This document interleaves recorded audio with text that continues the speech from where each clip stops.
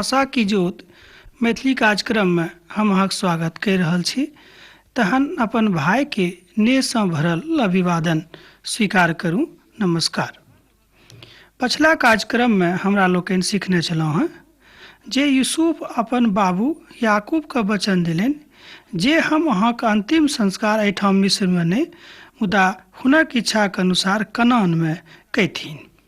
ई बात अपन ओ बाबूजी के वचन द चुकल रहत, अर्थात याकूब के एहि बातक वचन ओ द चुकल छलखिन। ई अध्याय में याकूबक अंतिम बीमारी के विषय में सेहो बतायल गेल छैक और ओ कतेक बीमार छलाह आ मुदा ओहि अंतिम काल में की सब अपन धियापुता कहलखिन सेहो हमरा लोकनि एहि बात में देखब, एहि अध्याय में अध्ययन करब।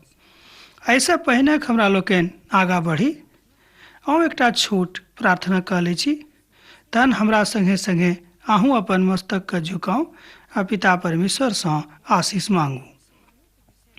हे दयालु कृपालु परमेश्वर, हे महान परमेश्वर, प्रभु जी हम अहाँके धन्यवाद दैत छी प्रभु जे आजुक दिन प्रभु अहाँ हमरा ये अवसर दिलहुँ कि हम अहाँके वचन सीखी।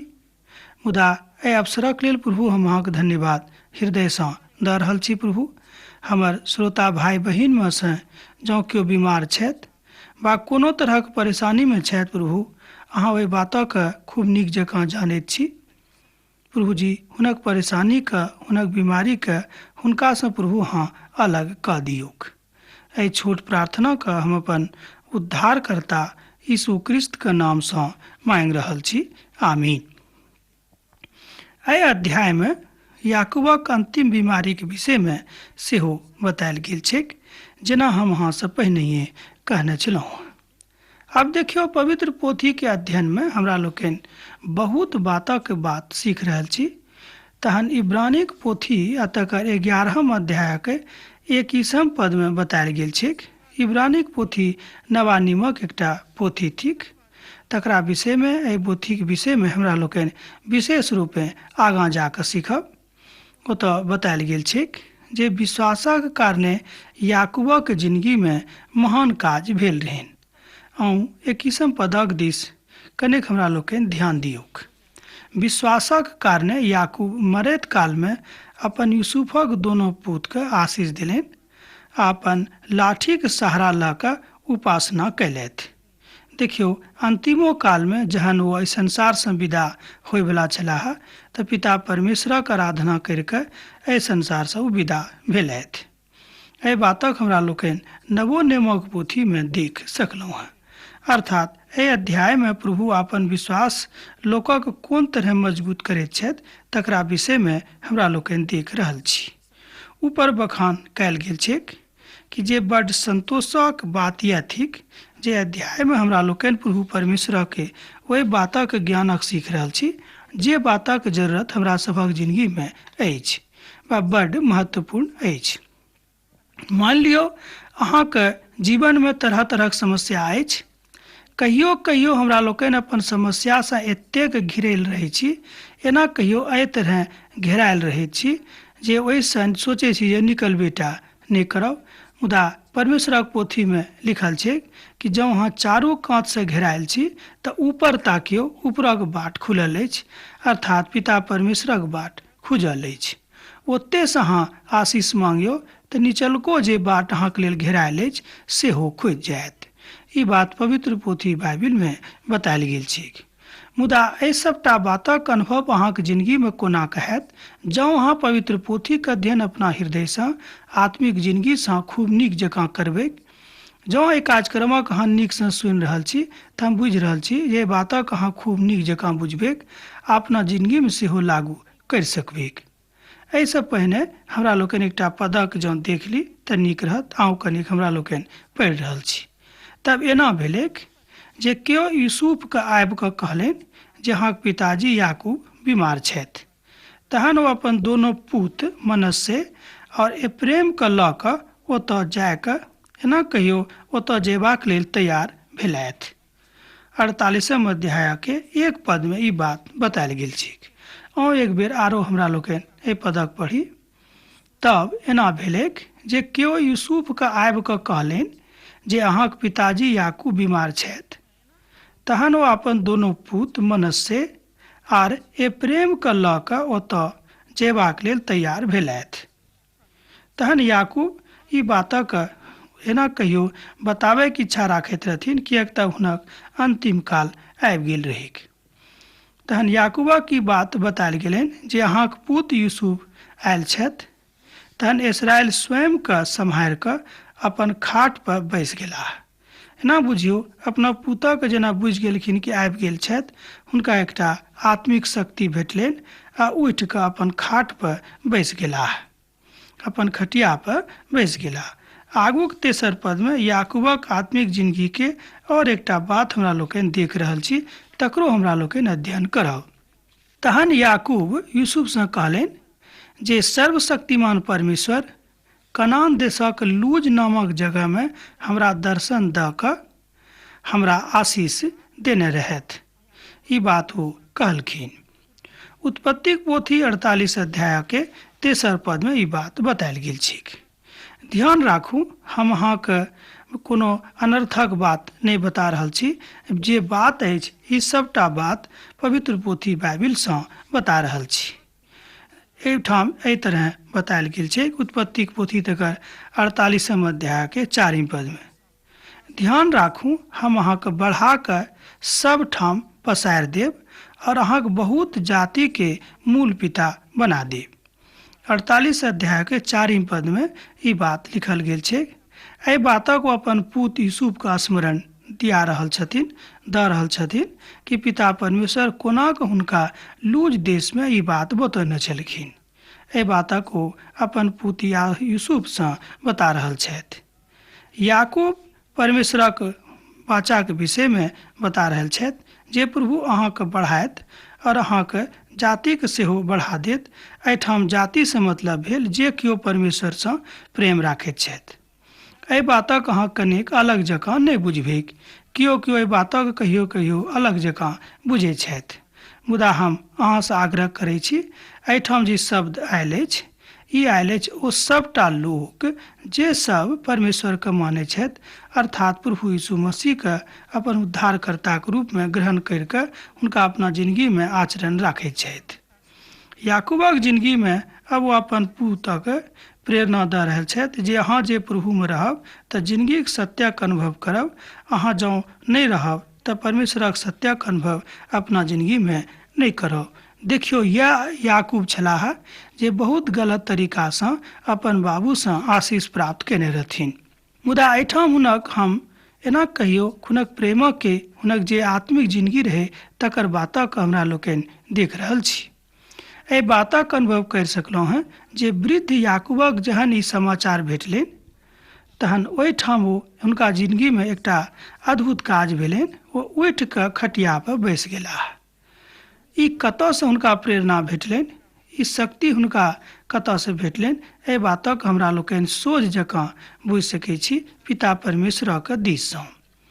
याकूबक तऽ एहि बातक कहियो भरोसो नहीं रहनि जे हम अपन हरायल यूसुफक देखब जे हमरा से अलग भऽ गेल छथि। हुनका विश्वास रहनि कि हमर यूसुफ मरि गेल छथि, मुदा देखियौ, प्रभु परमेश्वर यीशु मसीह हुनका हुनक पोता सँ सेहो दर्शन करा रहल छथि। पुतक तऽ छोड़ि दियौ, पोतो सँ दर्शन हुनका भऽ रहल छनि। एहि अवसर परमेश्वर हुनका प्रदान कऽ रहल छथिन। अब याकूबक अपना ओहि दर्शनक स्मरण होइत छनि जे प्रभु हुनका कहने रहथि। अब ओ सबटा बात एक बातक ऊपर कहैत छथि। केना कहियो कि पुरना नियमक एहि पोथी में हमरा लोकनि एहि बातक देख रहल छी कि प्रभु परमेश्वर हुनका जिंदगी में कोना कऽ काज कऽ रहल छथिन। अब एहिठाम विशेष रूपे याकूबक आत्मिक जिंदगीक जँ चर्चा करब तऽ मानब जे प्रभुक संगति कतेक नीक आ महान अछि। ई दोनों याकूबक पोता दूटा प्रजातिक पिता बनत।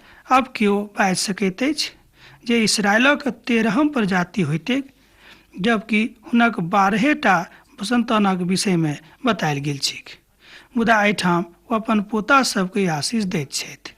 हमरा लोकनि देख रहल छी यूसुफक ई दोनोटा पुत्र एकटा प्रजातिक पिता बनत वा कहैत। एप्रेम और मनस्से ई दोनों के लग एक एक प्रजाति के विविधा छनि। अब जो हमरा लोकनि एहि बातक एहि वंशजक दिस जँ देखबै तऽ पैबे जे पिता परमेश्वर हुनक बेटो सबके कतेक आशीष देलखिन, मुदा आशीषक माध्यम हुनक दादाजी के अर्थात याकूबक बना देलखिन। अब देखियो याकूबक जिंदगी में कतेक महान काज भेलैक। एहि बातक हमरा लोकनि पवित्र पोथी के अध्ययन से सीख सकलहुँ हैं। मनस्से और एप्रेम दोनों के उम्र 17 बरख से बेसी नहीं रहन, कारणे हिनका सभक जन्म याकूबक मिस्र आबे से पहिनहिए भ चुकल रहन। एकर मतलब यह भेलै कि सब 17 बरखस कनिक के रहत आ ओ दोनों एक एकटा प्रजातिक पिता बनलाह। अब याकूब एना कहियो मान रहल छथि कि देखियो हुनक परमेश्वर हुनका संगे कतेक न्याय कैलखिन।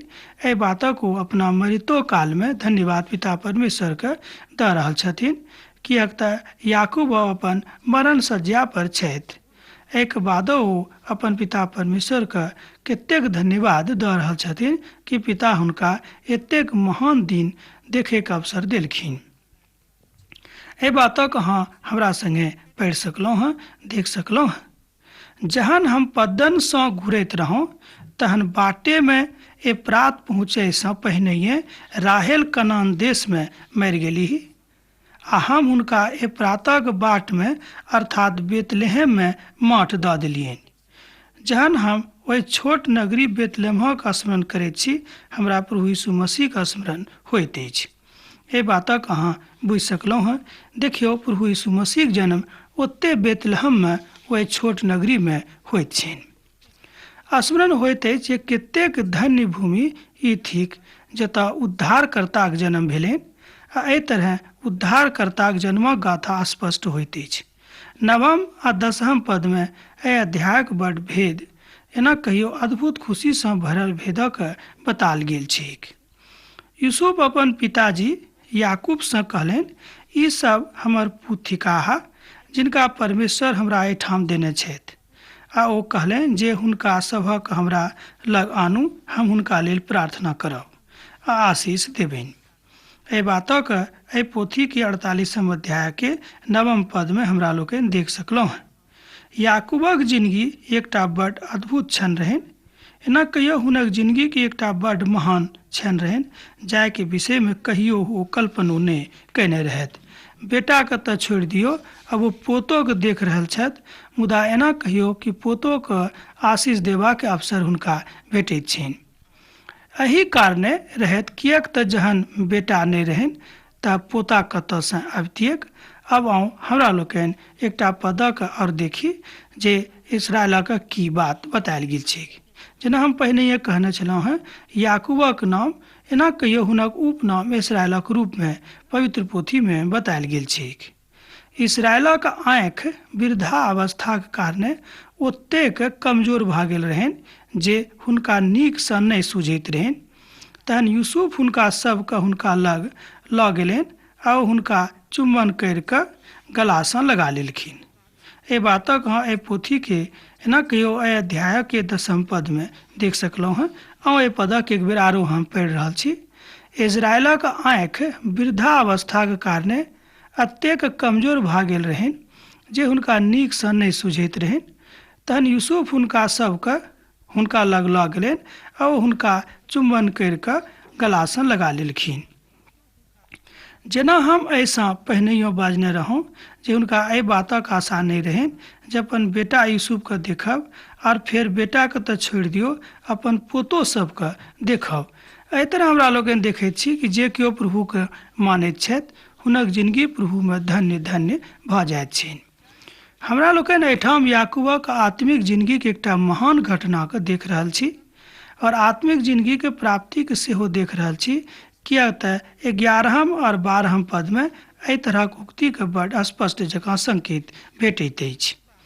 तहन आउ जँ अहाँके लग पवित्र पोथी बाइबिल अछि तऽ हमरा संगे अहूँ खोलि कऽ देखियौ 48म अध्याय के 13म पद। यूसुफ ओहि दोनों के लऽ गेलनि, एप्रेमक हुनका दहिना हाथक लग और मनस्सेक हुनका बायाँ हाथक लग, आ ओ हुनका बड़ नजदीक में लऽ गेलनि। एहि बातक सेहो ओहिठाम बतायल गेल छैक। उत्पत्ति के पोथी तकर 48 अध्याय के 13 पद में अहाँ ए बातक पढ़ि सकलहुँ हँ। अब हमरा लोकनि उत्पत्तिक पोथी तकर 48 अध्याय के 14 पदक देख रहल छी। इसराइल अपन एना कहियो नव अपन दहिना हाथक बढ़ा कऽ एप्रेमक सिर पर राखि देलखिन जे छोट रहत, और बायां हाथक मनस्से के सिर पर राखि देलखिन। एना तऽ मनस्से पहले उठा रहत। एना बुझियो कि मनस्से जेठ रहत और एप्रेम छोट रहत, मुदा ओ छोटके के माथा पर हाथ राखि देलखिन। ई बात एना कहियो कोनाक भेलैक? ई परमेश्वरक एकटा योजना रहेक। एप्रेमक एकटा महान अगुआ बनाबे के परमेश्वरक इच्छा रहन, ताहि कारण ई बात भेलैक। मनस्से के ऊपर सेहो प्रभुता करता है, मुदा आगाँ जाओ एना कहल जा सकैत अछि कि मनस्से के ऊपर सेहो परमेश्वरक दया होइतेक, से बात अहाँ नहि बुझियो। मनस्से एप्रेमक अगुवाई में अपन प्रजातिक लऽ जेता है, ई बात बतायल गेल छै। यहोशू एप्रेमक प्रजाति में से रहत। अब देखियो एठाम कतेक महान बात हमरा लोकनि सीख रहल छी। यहोशू परमेश्वरक महान दास यही प्रजाति में से छलाह, अर्थात एप्रेमक प्रजाति में से रहत।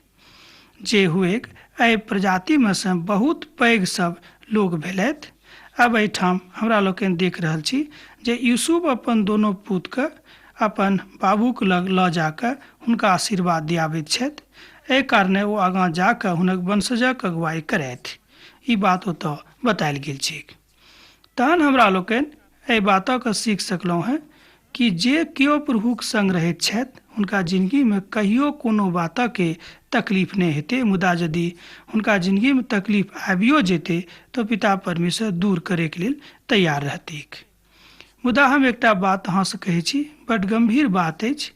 मान लियो जँ अहाँके जिंदगी में बहुत तरहक तकलीफ अछि, परमेश्वरक मानलाक बादो तऽ अहाँ निश्चिंत रहू, कोनो ने कोनो दिन परमेश्वरक महान शांति अहाँक जिंदगी में आयत, एहिमे संदेह नहीं करब।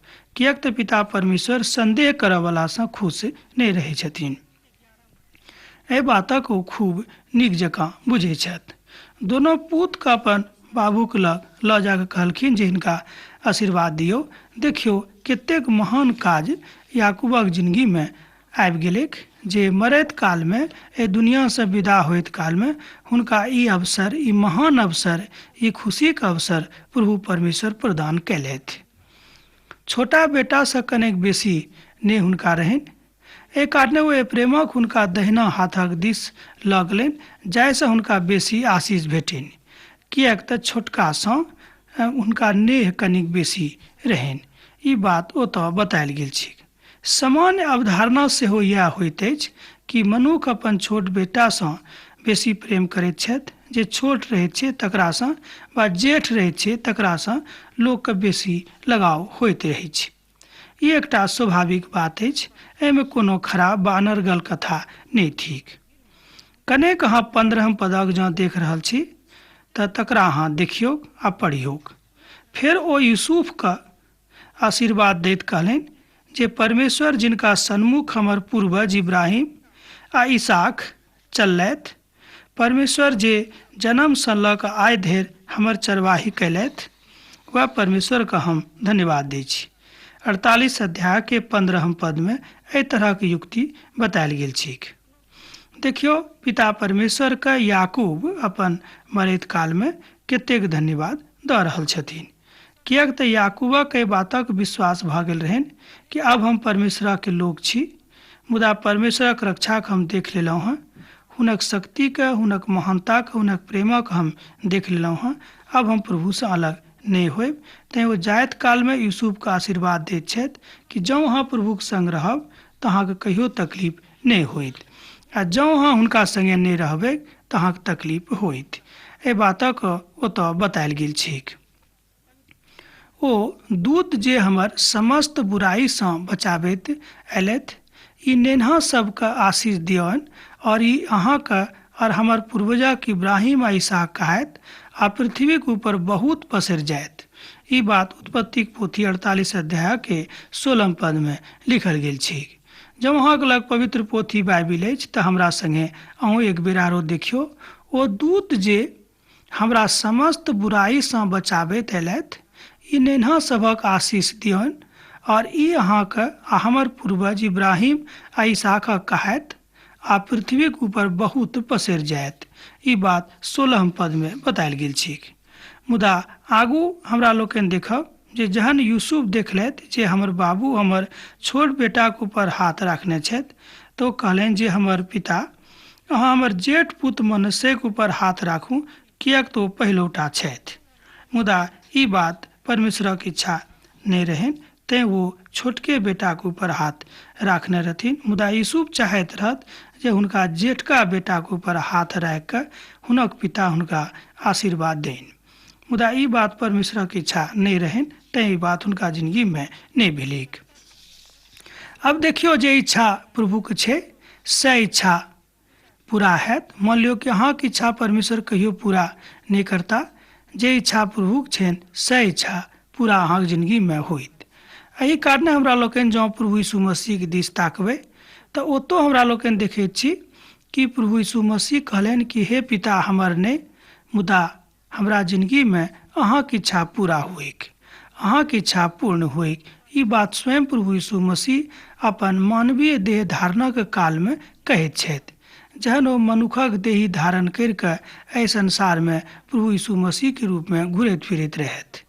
ई बात हमरा लोकनि पवित्र पोथी सँ देख रहल छी। पद 19 याकूब कहैत छथि, तकरा जँ कनेक सुनब तऽ बड्ड फायदा होइत। आ हुनक पिता एहि बातक एना नहकारैत कहैत छथि, हे हमर पुत्र, एहि बातक हम जानि रहल छी जे इहो एकटा महान प्रजातिक पिता कहाइत, मुदा हिनक छोट भाय हुनकासँ महान भऽ जेतैक आ हुनक संतान अनगिनित भऽ जेतैक, सेहो एहिठाम बतायल गेल छै। ओ कहैत छथि कि जे अहाँक संतान संपूर्ण संसार में पसरि जायत, मुदा एहि बातक पसंद ओ नहि कयलथि। मुदा हुनक पिताजी वृद्ध रहनि, ओ पिताक आदर करैत रहथि, तैँ ओ किछु नहि बजलाह। देखियौ, यहूठाम हमरा लोकनि देखैत छी जे यूसुफ कतेक पिताक भक्त छलाह, जेना ओ परमेश्वरक छलाह। याकूबक संग हुनक संबंध अर्थात परमेश्वरक संबंध बड्ड घनिष्ठ भऽ जाइत अछि। जँ अहूँके संबंध परमेश्वरक संग खूब घनिष्ठ अछि, बहुत गहीर भऽ गेल अछि, तऽ अहूँ अपन बनौनिहारक खूब धन्यवाद दऽ सकैत छी आ तकरा बाद अहाँ एहि बातक सेहो सीख सकैत छी। 21 आ 22 पद में अहाँ पढ़ि कऽ एहि बातक देख सकलहुँ हैं। तहन इसराइल यूसुफ से कहलनि कि जे देखियौ, हम तऽ आब मुआँवला छी, मुदा प्रभु अहाँक संग रहत और अहाँक पूर्वजक देश में लौटा कऽ लऽ जायत। कहलखिन जे अहाँक पूर्वजक देश में लौटा कऽ लऽ जेताह। ई बात हमरा लोकनि 48 अध्याय के 21 पद में देख रहल छी। मुदा एहिठाम याकूब अपन आत्मिक जिंदगी के बढ़ोतरी के एकटा और क्षण व्यक्त करैत छथि, अभिव्यक्ति कहि रहल छथि। अब तऽ हम कहब कि आजुक अध्ययन में हमरा लोकनि बहुत किछु सिखलहुँ हैं। अब तऽ अहाँसँ विदा होयके अवसर आबि गेल अछि, मुदा हम अहाँसँ विदा लेब। एहिसँ पहिने कि विदा ली, हम अहाँसँ कहब हमरा एहिठाम जरूर अहाँ पाती लिखब, हम अहाँके लेल प्रार्थना करब। प्रभु यीशु मसीह के प्रेम, हुनक दया आ करुणा सदिखन अहाँके जिंदगी में बनल रहेक। आमीन।